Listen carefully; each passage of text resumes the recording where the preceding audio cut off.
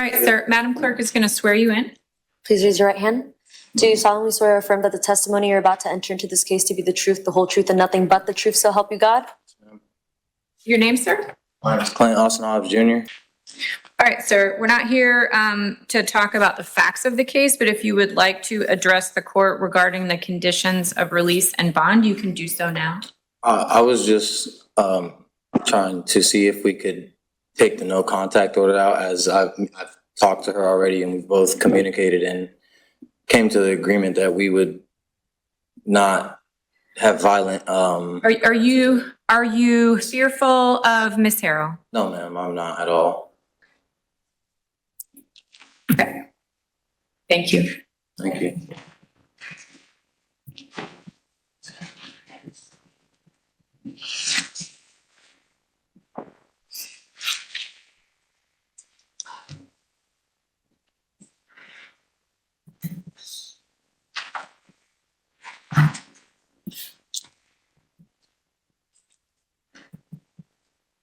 With respect to count one, the court will impose the bond as stated with the condition of no hostile contact with the victim.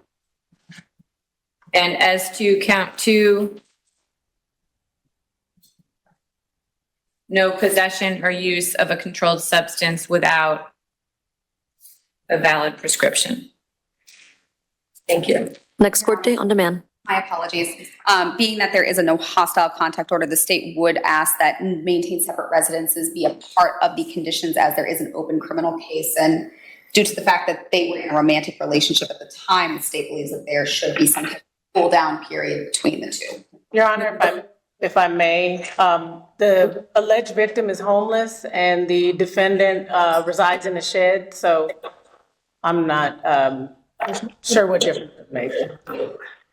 They don't have anywhere to go, with what she's saying.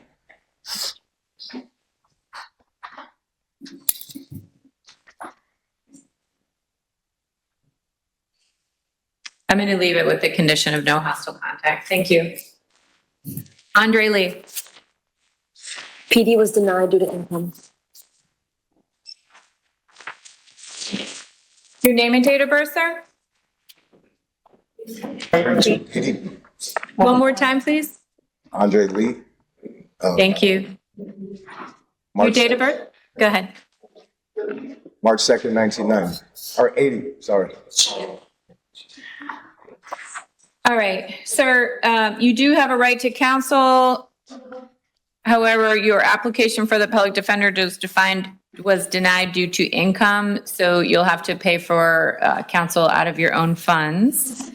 You're here on one count of driving under the influence, and the court does find probable cause and stays bond at $1,000 with the following condition: that you not use any alcohol or other controlled substance without a valid prescription. Thank you.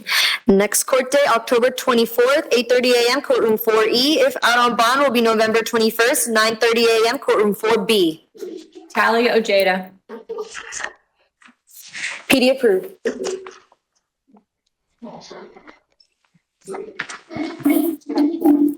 Your name and date of birth, ma'am? Talia Ojeda. Thank you. And your date of birth? 6495.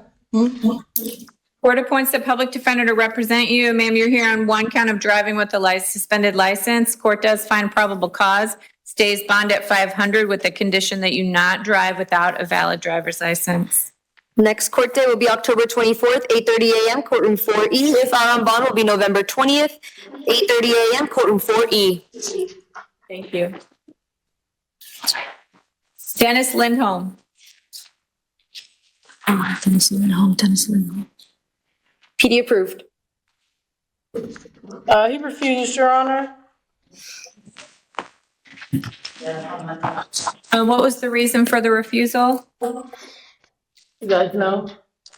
I do not know, Your Honor.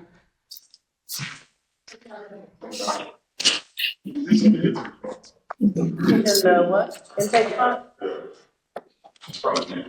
Oh, maybe detoxing, Your Honor.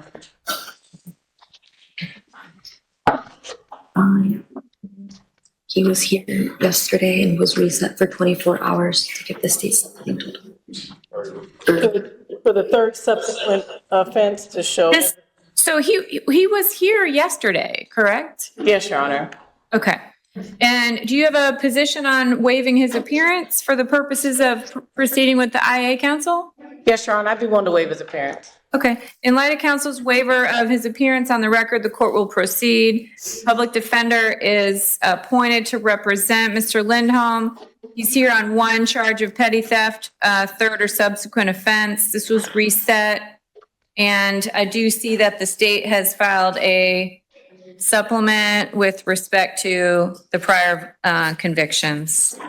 So based on that, probable cause is found and bond will be stayed at 2,500. Oh, Wait a minute. Will we be the same condition? With the condition that he not return to the 7-Eleven located at 5085 West Erlo Bronson, and that he have no contact with any victims or witnesses. Thank you, Your Honor. Thank you. Thank you, Your Honor. Next court date on demand. And Mr. Walker. They have to have a two-man team to bring him, but he's on his way, Your Honor. Okay, thank you. And he has PD approved, Your Honor.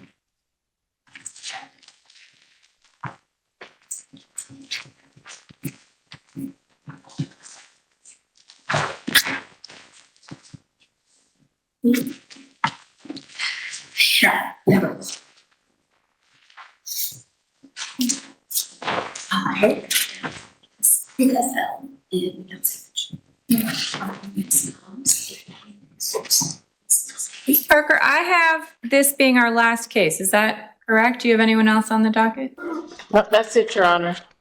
Thank you.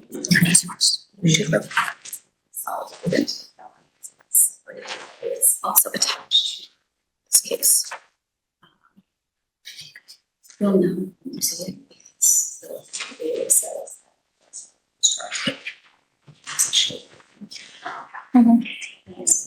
like a certain sensitive. She's like, putting this in alpha order. You see, leave the sticky notes on that, just in case. So this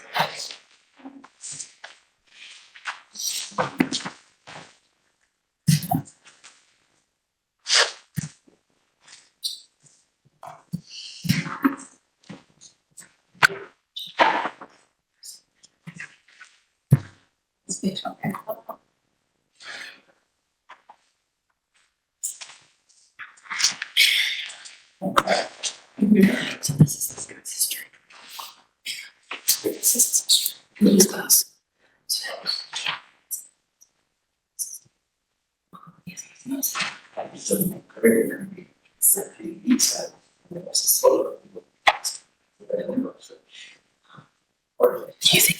Cute. What is this? It's just the petty. It's just the petty.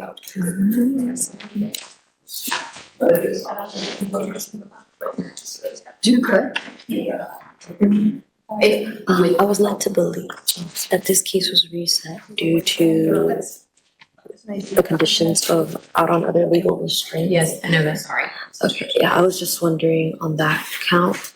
You talking about the one we're getting ready to talk about? Yeah, because there was some confusion on it, because I know yesterday they sent us emails. I see that why it was set revoked and set to 0, and our response was. I mean, yeah, He hadn't bonded out But- necessarily. He just My job in those cases. so we said. For the two related cases? Yeah, and I said, I just responded back saying, I'm not the judge, so I can't tell you. Well, it was reset. Yeah, he was reset because apparently I was just talking. reset because he was in detox. No, he was here yesterday. Okay, maybe we're talking about the different one. You're talking about the one we just did? No, I'm talking about the one we're going to do right now. Okay. So what's your question? No, that I'm saying that. Also, Was talking about yesterday.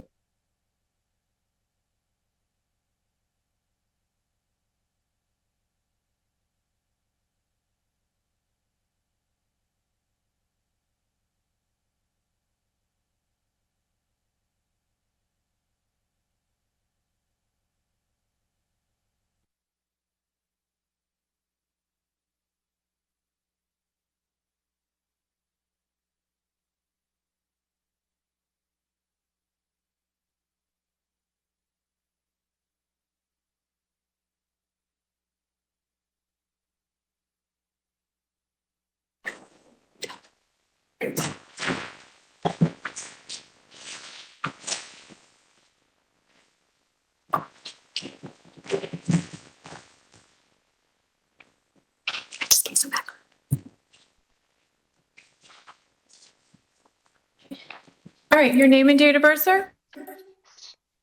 Corey Walker, February 12th, 2001. Thank you. Court appoints a public defender to represent you. You're here on a bench warrant issued by, let me just make sure, one second. I don't have the pretrial form on this one. Does someone have that available? Pre-trial form.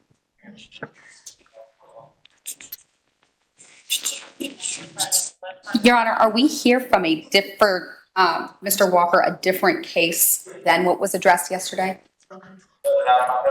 Yes, I'm, based on the paperwork I have in front of me, I don't think I have everything. Let me print out. So I his can't answer that PPR question. sheets. Thank you.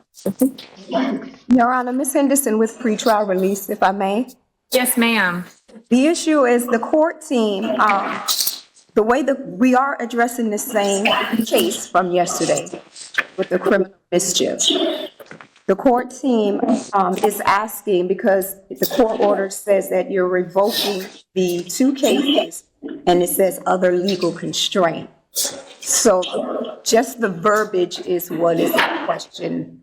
They don't know how to revoke other legal constraint. The defendant never got out of jail. He's been here the entire time. It was something that he did here in custody. Okay, thank you. Ms. Rodriguez? You're standing. Did you have a comment? Okay.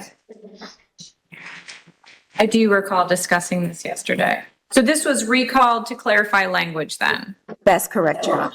Okay, then that's maybe where my, all right, let me see what I've got here. One moment.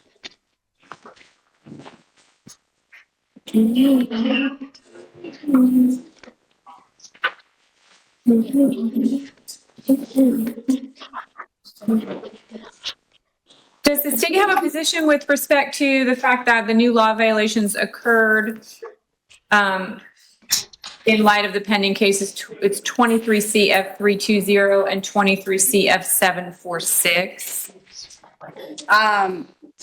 The state would just request that what Your Honor held yesterday be the same as today, that PC was found on the new law violation, bond was set as they are entitled to a bond on the new law case, but that their bonds be revoked on the 2023 felony cases. And so, what then is the clarification issue for the reset? I'm not sure I'm following. The verbiage that says other legal constraints. And is that on the order from yesterday? Because I don't have that. Yes, Your Honor. Okay. So Yes, please. two of the counts, he has a zero bond. On the murder and the robbery with a firearm. He does have a bond for the possession of a firearm by a person found to have committed a delinquent act. And that's case 23 CF 746. His Okay. bond was $5,000. I see. And then, but on the related charges, there was a zero bond. That's correct, Your Honor. Okay. So the bond is only being revoked then in the one case where it exists and it's not already zero. Thank you, Your Honor. Does that clarify things? Which was Yes, it does. Okay. All right. the second. Anything else on this case from the state or defense before we Set it. close it out? Just to clarify, Your Honor, because I'm unaware of the two felony cases that are listed, was 2023 CF 746 listed on that initial Let appeal. me pull that case up. Let's see. So what is your question, Ms. Rodriguez? Was that bond revoked yesterday, or was that case addressed yesterday is my question. Well, as I recall, the court revoked bonds to the extent they existed in either one of the pending cases. So that would be 23 CF 320 and 23 CF 746. But let me pull up the 746 just to make sure.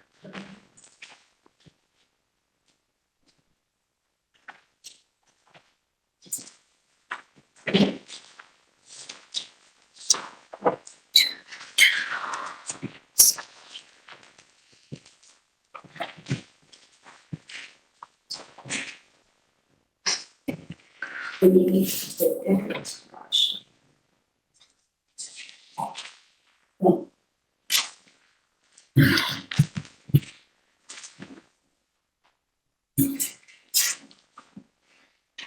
see the language. I see the language that's causing the confusion.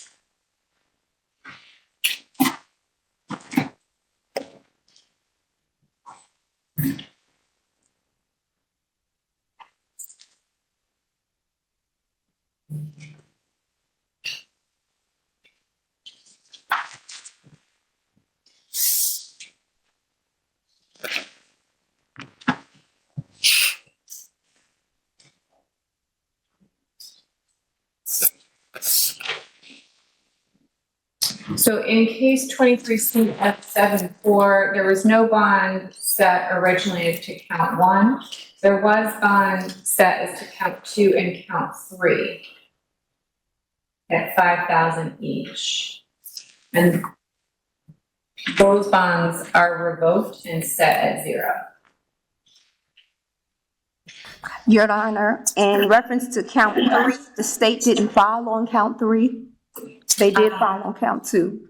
Okay, so I stand corrected then. Then obviously state didn't file on 3. I'm sorry, I'm trying to get up to speed on the file. So the bond as to count 2 only is revoked and set at 0. Thank you, Your Honor. Thank you for the clarification. Just to count 2. All right, I do believe that concludes the docket for today. Yes, thank you, Your Honor. You have a good Thank day. you. You as well.